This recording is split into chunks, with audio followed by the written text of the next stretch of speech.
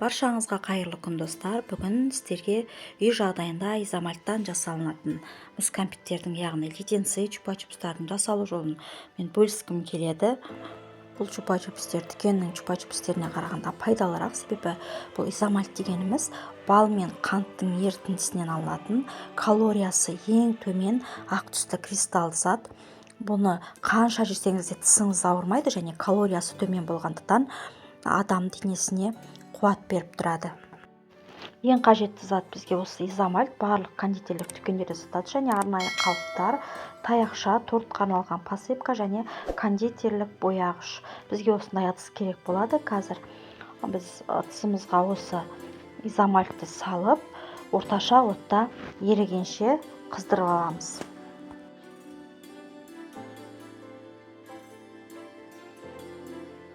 Изомальтпен жұмыс жасағанда өте сақ болу керек, абай болған жөн, себебі жоғары температурада еритін болғандықтан байқаусызда теріңізге тиіп кететін болса, жабысып қалады және де күйік шалуы мүмкін, сондықтан да өте абай болғандарыңыз жөн.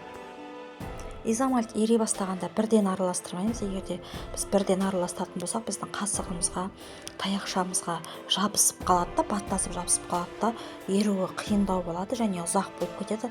Сондықтан да дәл осылай видеодағыдай жасасаңыздар, өздеріңізге өте ыңғайлы болады.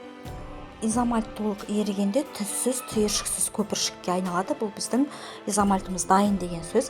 Енді оттың астын өшіріп 2-3 минутқа қоямыз.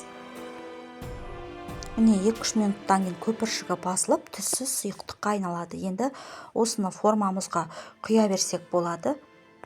Енді таяқшаны қойып, бетіне әсемдік үшін ұсақ моншақтарды себемін.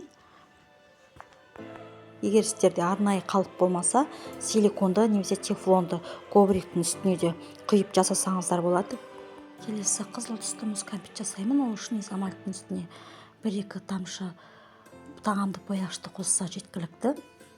Енді өте тез араластырылады. Енді осыны формаға құямын. Тағы да айтып өтемін. Изомальтпен бірінші рет жұмыс жасап тұрсаңыз, өте абай болыңыз, себебі бұл өте ыстық болады. Теріңізге тиіп кеткен жағдайда күйіп қалуыңыз мүмкін. Егер бірінші рет жасап көргіңіз келсе, онда міндетті түрде қолдарыңызға резина қолғап киіңіздер, әйтпесе күйіп қалуларыңыз әбден мүмкін.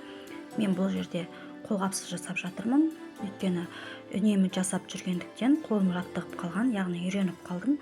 Сондықтан қолғапсыз жасай беремін. Мен бұл мұз кәмпиттерді торттарға әсемдік үшін қолданамын көбінесе, және де балаларыма да жасап беріп тұрамын үйде. Изомальтты қалыпқа құйғаннан кейін 10-15 минутқа қалдыра тұрамыз.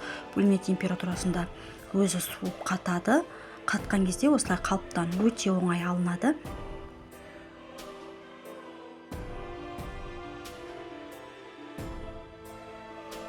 Міне мұз кәмпиттер дайын болды. Көріп тұрғандарыңыздай өте әдемі болып шықты. Бұл мұз кәмпиттердің кондитерлік дүкендегі бағасы 200-250 теңге тұрады бір данасы. Егер де сіз үйіңізде өзіңіз торт жасап жүрген болсаңыз, дүкеннен қымбатқа сатып алғанша өзіңіз осылай жасап алсаңыз болады. Өте тиімді және ақша жағынан да өте үнемді болады. Балаларыңызға да жасап берсеңіздер болады, қуантып. Егер де бұл видео сіздерге ұнаса, лайк басып қойыңыз, маған тіркелуді ұмытпаңыз. Келесі видеода кездескенше сау болыңыздар.